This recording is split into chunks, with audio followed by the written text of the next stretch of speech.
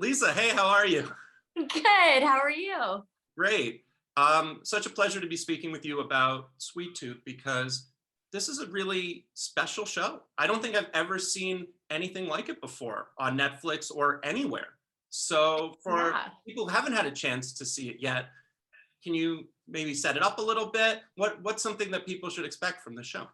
Yeah. I mean, as you know, the show is based from the original comics by Jeff Lemire for Sweet Tooth, and it really follows the story after the world as we know it kind of ends. It's like this big crumble, and it follows the story of a hybrid boy who's half deer, half boy, and it's about him meeting the big man, Jeopard, and it's the adventures they go on together and the people they meet along the way across America.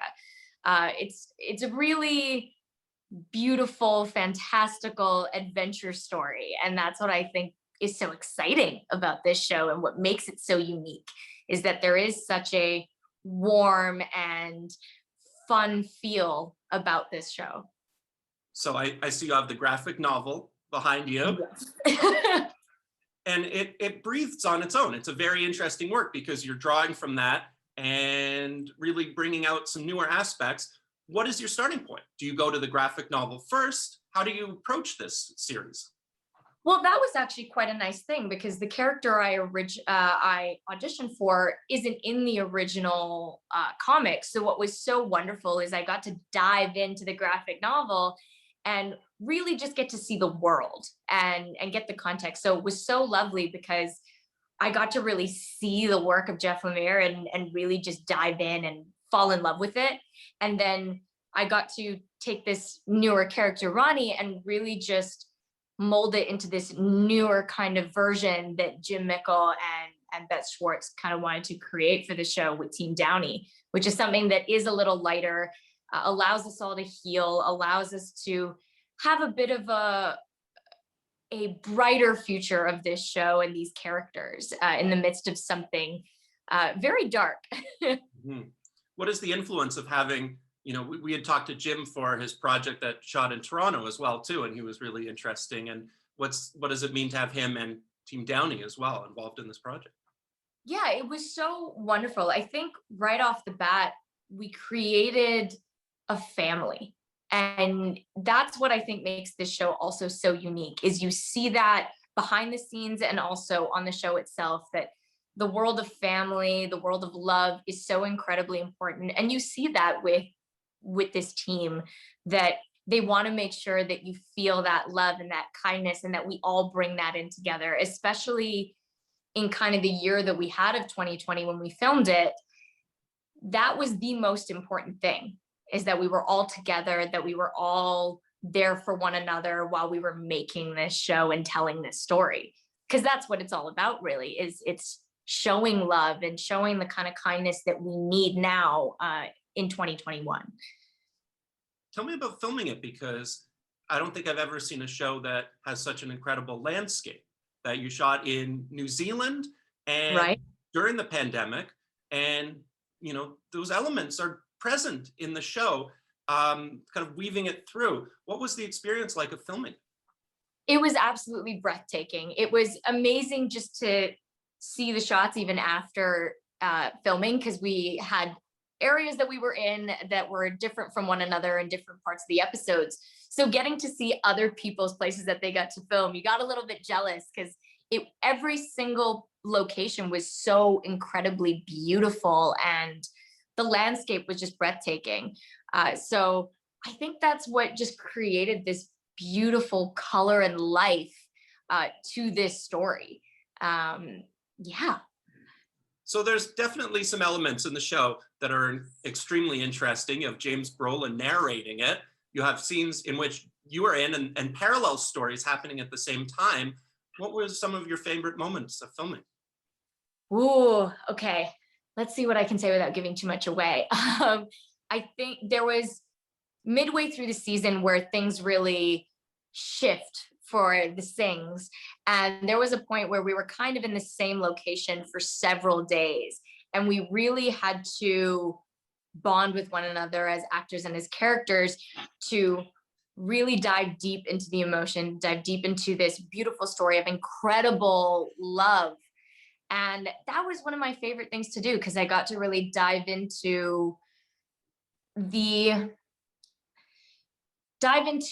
most incredible love you can have in a marriage. And I think that's so wonderful for us to see in this kind of a story, is to see a marriage that is really unbreakable. That it's really not about the conflict within their relationship, but the conflict around them, and see how these two work together to survive. And your marriage is probably one of the most interesting parts of the show, the dynamic that you have. How did you go about crafting it? You know, it's quite funny. I originally auditioned for the show and I had just gotten married myself a few months prior. So this is actually the first character I've ever played as a wife. And so they kind of came hand in hand of, okay, all I need to do here is dive into the love of these two characters. And it wasn't until we actually got into 2020 and I actually, feared for my partner and we were working together and we were trying to be safe, that I really started to understand Rani's perspective more than I could have ever imagined through any kind of research, in knowing that, my partner is the one thing that I care about the most, and I will do whatever it takes to make sure that we're together and that we can survive anything together. And that just came into Rani, and seeing the scripts that the team created that correlated so well, and seeing that truly the strength in a marriage is the most wonderful thing in their storyline. So you are a Canadian from Vancouver, playing a Yeah. British woman on the show, and quite well. Your Oh, accent thank is you. flawless. And it just seems to me there are a lot of Canadians involved with the show. You have Jeff and the lead of the show even. So, what is it about this project that, is that a coincidence, or did it just attract a lot of Canadian people to it? I really think that this show attracted an international team, which was so incredible. And the fact that we have so many Canadians a part of it, I think speaks to that. Is we had people from Canada, the US, the UK, South Africa, New Zealand, Australia, and we all kind of came together and created this out of world experience. And I think just being Canadian, it was something that I was so proud of, and it meant a lot to be a Canadian representing also a story created by another Canadian. I think you're seeing more Canadian talent and more Canadian creatives in this industry getting to be involved in storytelling, and I only think that there's more to come. And also an incredibly diverse cast, and done in a way that, thematically, that's, I think, a little bit of a part of the story. You could definitely read into a lot of the metaphors and themes of the show, but it was also presented organically. What does that mean for you? Yeah, absolutely. And you could see how Jim Mickle and Beth Schwartz, they really added new elements too, even just exploring with the Singhs. They were so interested in really expanding who these people were and finding new forms of symbolism and new images to present into the story. And that was so beautiful to see, the time and the amount of detail that went into every single image. I think it's so wonderful that this whole show collaboratively just kept molding and shifting into creating such a fantastical world. And the more imagery that we could put into it, the more symbolism, the more story that we could fit in, the better. And that really shows when you watch the episodes and see little hints here and there. So you've talked about the theme of family. There's a lot. I mean, you can really unpack the show. There's a lot in each episode. It's fantastical, very realistic in places. What kind of themes do you lean into for the show? Definitely family. I think what was so wonderful is we became a family off screen very early on. So that really contributed to the family aspect that we have on screen. I think thematically, just seeing the Singhs and also the culture they come from, and that just being in hints, very subtle hints. And the fact that the whole team, from wardrobe to set to even just in the script storytelling, little hints about who these people are and who their past selves were before the big crumble. It's really beautiful to see the attention to that detail.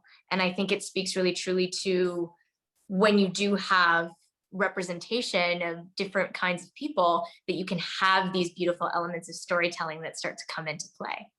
And I see that you've become close with a lot of the other cast members. What's it like to shoot a show like this where, you know, there's parallel plot lines and they're kind of doing their own thing? Do you get a chance to meet them? Do you come together afterwards? Do you see their scenes? Do you watch them afterwards? How does that work?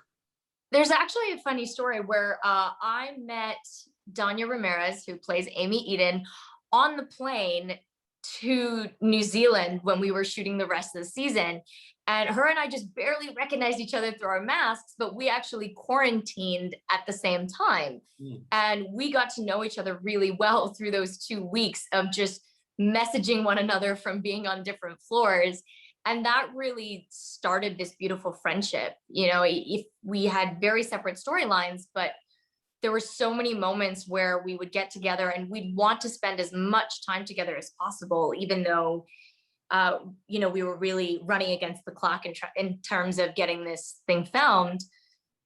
We really tried to find as many moments as we could to spend time with one another. We got together for birthday parties when we could, because all of our birthdays are within weeks of one another, surprisingly. And we got to have a pottery class together. So it was really fun to get to know one another in terms of activities and in this kind of world that we were in the middle of COVID.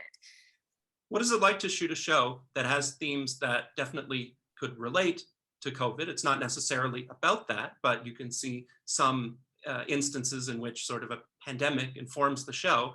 What's it like to be on a show where, you know, you probably started to be involved with it even before the pandemic, and then it happens? You know, how much do you look to your show and think, boy, this is like life and art intersecting?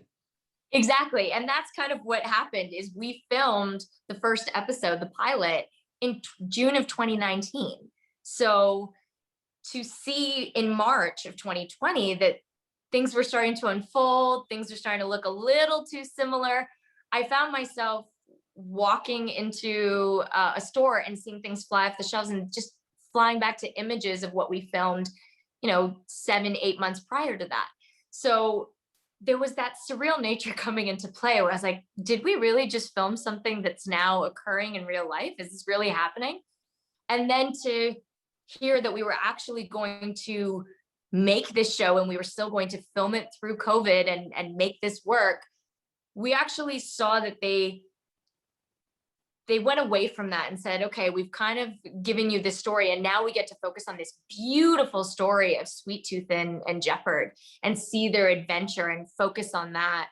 And I think that's such a beautiful way to take it, especially when we are expecting to see a show that addresses a pandemic, but also that's not the focal point. And I think that's what's really beautiful, is that the point is to heal, to find love, to see this beautiful new world and really see it through the eyes of Gus and through Sweet Tooth. Mm-hmm. Well, this is not your debut. You know, you have been in projects previously. Yeah.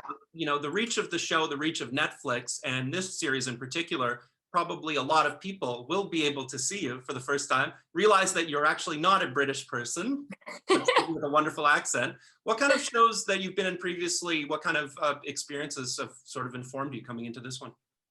Yeah, I mean, I started out in the industry quite young at about 14 with Little Mosque on the Prairie, which is a Canadian series. And really that kind of gave me the base of what this industry is about, and having a family, as that show went on for 6 years. And after that, there were other shows that I worked on, like X-Files, where I had to have a bit of an accent. And I realized around that time that I actually had a knack for particular accents, particularly in the British or British Indian, and it really fit a lot of the characters that I truly loved.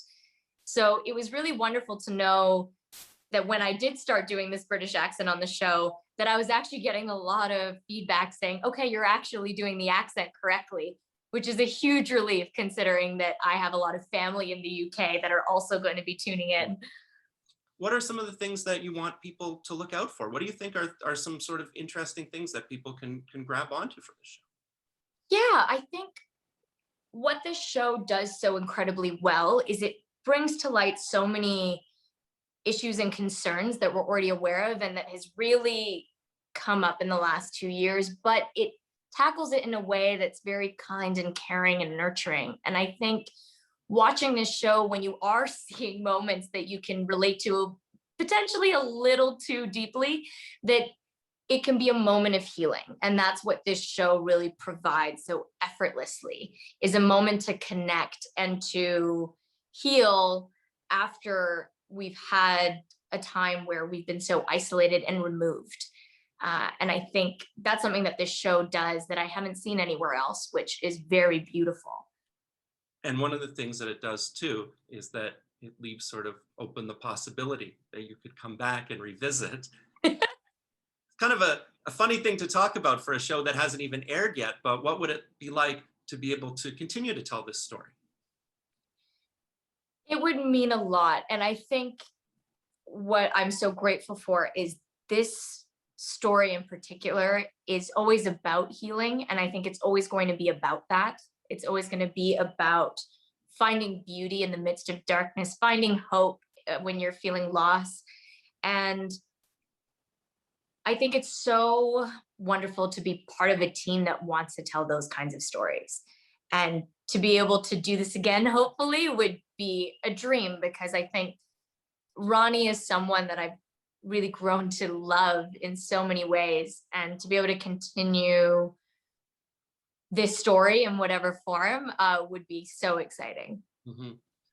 So what does it mean for you to be able to have a platform? You know, you're very outspoken about a lot of things. What is it, you know, what do you feel like is sort of a sense of responsibility to talk about the things that are important to you at this time? Yeah, I think for me, it's always been education and accessibility. I think what I've been so grateful for is I was able to be given so much to be an actor, so much support, and I want to be able to provide that for others as well. I think it's so great that we're seeing so much representation and diversity is increasing, and I can only contribute to that and make sure that continues to happen. So for me, starting within my own community in Vancouver has been very important to me, and making sure that there are more, you know, South Asian, any BIPOC actors that are getting to explore this world and see that there are more stories to be told, and you can tell those stories, and we can make that possible. Well, I cannot wait, because it's been such a pleasure to experience the show and such a pleasure to speak with you too, Aliza. So thank you so much for that. Yeah, likewise. It was so wonderful to meet you, and thank you for chatting with me about it.